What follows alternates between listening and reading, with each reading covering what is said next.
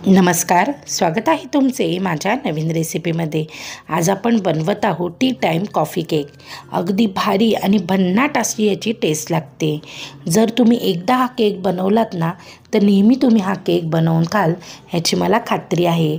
चवीला खूप भन्नाट लागतो आणि बनवायला अगदी सोपा। आपल्या घरच्या साहित्यामध्ये आपण हा केक बनवणार आहोत। अगदी सोपा आहे बरं का, आणि ह्यासाठी आपल्याला कोणताही ओव्हन, कुकर काहीच लागत नाही। आता आपण सुरुवात करूया। त्यासाठी मी इथे मेजरिंग कपने पाव कप दूध घेतलेला आहे। दूध हे आपल्याला कोमट दूध वापरायचं आहे। कोमट दुधामध्ये आपण इथे 2 पाउच नेसकॅफेचे घालणार आहोत। जर तुमच्याकडे असे पाउच नसेल आणि आपल्याकडे मोठी बाटली असेल तर 2 चमचे आपण इथे कॉफी पावडर घालणार आहोत। कॉफी पावडर आपल्याला आधी दुधामध्ये मिक्स करून बाजूला ठेवून द्यायचे, म्हणजे कॉफी पावडर आपल्या दुधामध्ये व्यवस्थित अशी मिक्स होईल आणि छान अशी टेस्ट आपल्या केकला येईल। तर आता आपण ही जी कॉफी आहे ही एका कोमट दुधामध्ये मिक्स करून बाजूला ठेवून देऊया, म्हणजे ती वितळली जाईल आणि मस्त हे मिश्रण तयार होईल। आता आपल्याला काय करायचं आहे, एक मोठं बाउल घ्यायचं आहे। त्या बाउलमध्ये आपण घालत आहोत अर्धा कप दही। तर इथे दही वापरताना अजिबात आंबट दही वापरायचं नाही। जे ताजं दही आहे ना त्या ताज्या दह्याचा आपल्याला वापर करायचा आहे। तर इथे मी अर्धा कप दही घातलेला आहे आणि इथे मी घालत आहे अर्धा कप साखर। तर तुम्ही इथे पिठी साखरेचा सुद्धा वापर करू शकता। साखर मिक्सरमधनं बारीक करून घ्यायची आणि पिठी साखर तयार होते। आता आपण एका विस्करने हे सगळं मिश्रण चांगलं मिक्स करून घ्यायचं आहे, जोपर्यंत आपली साखर चांगली वितळली जात नाही। तुम्ही असंही करू शकता, मिक्सरच्या भांड्यामध्ये दही, साखर, तेल आणि बटर एकत्र असं मिक्सरमधनं फिरवून घेऊ शकता। आता इथे मी 2 चमचे बटर घातलेला आहे, पण बटर घालताना माझं जी व्हिडिओ आहे ती थोडीशी स्किप झालेली आहे। तर इथे मी 2 चमचे बटर आणि पाव कप तेल घातलेलं आहे। तर इथे मी सनफ्लॉवरचं तेल घातलेलं आहे।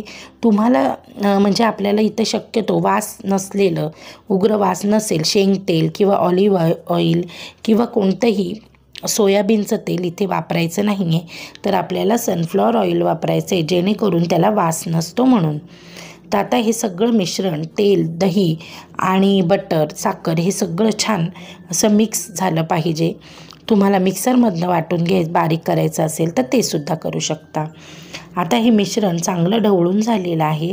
आता त्याच मिश्रणावर आपण एक चाळणी ठेवायची आणि मेजरिंग कपने बरोबर मोजून आपल्याला इथे मैदा घ्यायचा आहे 1 कप। तर इथे ह्याच प्रमाणामध्ये जर तुम्ही केक बनवाल तर तुमचा केकसुद्धा असाच तयार होईल। आता इथे आपण 1 टेबलस्पून बेकिंग पावडर घेतली आहे आणि 1/2 टेबलस्पून आपण घेत आहोत बेकिंग सोडा। हे बघा, आणि हे सगळं मिश्रण, जे कोरडं मिश्रण आहे ते आपल्याला चांगलं चाळून घ्यायचं आहे। आणि जेव्हा जेव्हा तुम्ही केक बनवता तेव्हा मिश्रण चाळून जर घेतलं तर आपला केक अजिबात बसत नाही किंवा घशाला दाटत नाही। अगदी मस्त आणि स्पॉन्जी हा केक तयार होतो। आता इथे साईडला थोडासा जो मैदा आहे तो सांडलेला आहे, ते मी स्वच्छ करून घेते। पण त्याआधी आपण इथे बेकिंग पावडर, बेकिंग सोड्याचा वापर केला आहे, त्यामुळे आपल्याला पटकन हे मिश्रण चांगलं ढवळून घ्यायचं आहे। आता मिश्रण मिक्स करताना आपल्याला कट अँड फोल्ड मेथडचा वापर करायचा आहे, म्हणजे जे मिश्रण आहे ते चांगलं फ्लफी आणि आपला केकसुद्धा फ्लफी आणि स्पॉन्जी तयार होतो। जर तुम्ही ह्या सगळ्या टिप्स आणि ट्रिक्स वापरल्या तर तुमचा केकसुद्धा अगदी भन्नाट असा तयार होईल। आता तुमच्याकडे बेकिंग पावडर, बेकिंग सोडा नसेल तर त्याऐवजी तुम्ही इनोचा वापरसुद्धा इथे करू शकता। पण इनो वापरताना कोणतंही उग्र वासाचं इनो न वापरता शक्यतो ब्ल्यू कलरचं जे साधं इनो असतं त्याचा वापर करायचा आहे। आणि कट अँड फोल्ड मेथडनेच हे मिश्रण चांगलं मिक्स करून घ्यायचं आहे। आता जर तुम्हाला इथे वाटलं की थोडंसं दूध घालायला हवं तर तुम्ही इथे 2 चमचे दुधाचा वापर करू शकता आणि मस्त असं हे मिश्रण तयार होतं।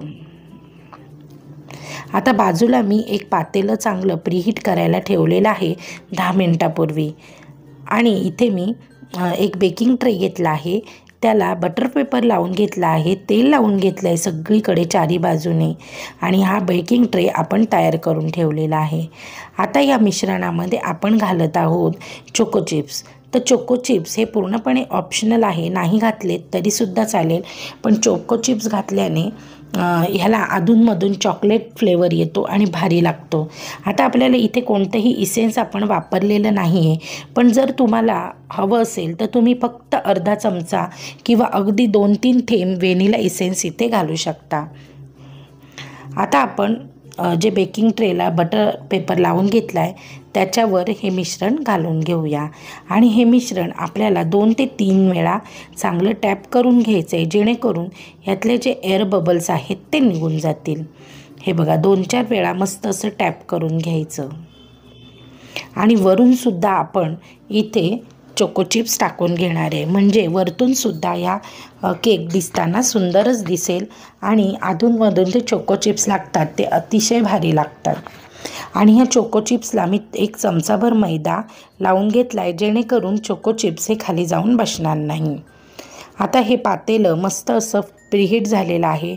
ह्या प्रीहीट केलेल्या पातेल्यामध्ये आपण हे जे केकचं टीन आहे हा टीन ठेवून घ्यायचा आहे आणि झाकण ठेवून आपल्याला पक्क झाकण ठेवायचं आहे। त्यावर आता एखादी जड वस्तू ठेवूया, जेणेकरून यातली वाफ निघून जाऊ नये म्हणून, आणि 50 मिनटं आपल्याला हा केक शिजवून घ्यायचा आहे।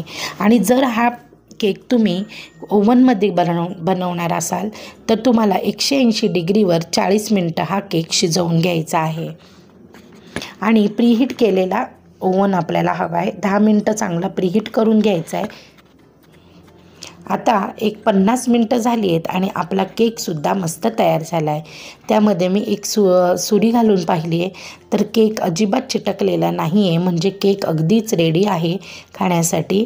पण आपल्याला हा एक 15-20 मिनटं चांगला केक थंड करून घ्यायचा आहे आणि नंतर आपल्याला हा केक डिमोल्ड करून घ्यायचा आहे। मी तुम्हाला दाबून दाखवते की केक किती सॉफ्ट झालेला आहे, अगदी सॉफ्ट आणि स्पॉन्जी असा हा केक तयार होतो। अगदीच मस्त आपला हा केक तयार झाला आहे। आता आपण ह्याच्या कडा सोडवून घेऊया। एका सुरीच्या मदतीने आपण ह्याच्या कडा सोडवून घ्यायच्या आहेत आणि नंतर पलटी करून आपल्याला हा केक डिमोल्ड करून घ्यायचा आहे।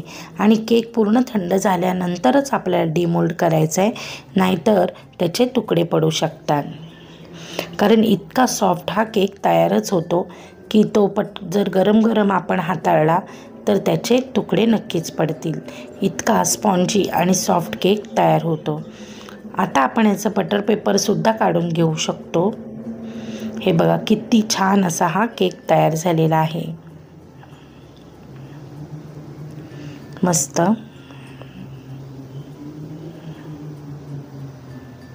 तुम्हाला दिसतच असेल की आपल्या केकला किती छान अशी जाळी सुटली आहे आणि दाबल्यानंतर आपला जो बोट आहेत ते अगदी पटकन वर येत आहेत। इतका सुंदर आणि सॉफ्ट हा केक तयार झालेला आहे। आता मी पलटी करून घेते आणि त्याचं जे बटर पेपर लावलेला आहे तो बटर पेपर काढून घेते। तर आता आपण ह्याचा बटर पेपर जो आपण लावलेला होता तो बटर पेपर अलगद हाताने काढून घ्यायचा आहे आणि त्याचे छान असे तुकडे करून घ्यायचे आहेत। आता तुम्ही तुकडे करताना लहान मोठे तुमच्या आवडीचे प्रमाणे इथे तुम्ही या केकचे तुकडे करून घेऊ शकता। तर मी एक मधून कट दिलेला आहे आणि तुम्हाला दाखवते की आपला जो केक आहे तो किती स्पॉन्जी असा तयार झालेला आहे। अगदी लाईट आणि फ्लफी असा हा केक तयार होतो। तर मस्त असा केक तुम्हाला आवडला असेल तर नक्की माझ्या चॅनलला लाईक, शेअर, सबस्क्राईब करायला विसरू नका। बेल आयकॉन दाबायला विसरू नका, जेणेकरून मी अपलोड केलेल्या रेसिपीचे नोटिफिकेशन सर्वात आधी तुम्हाला मिळेल।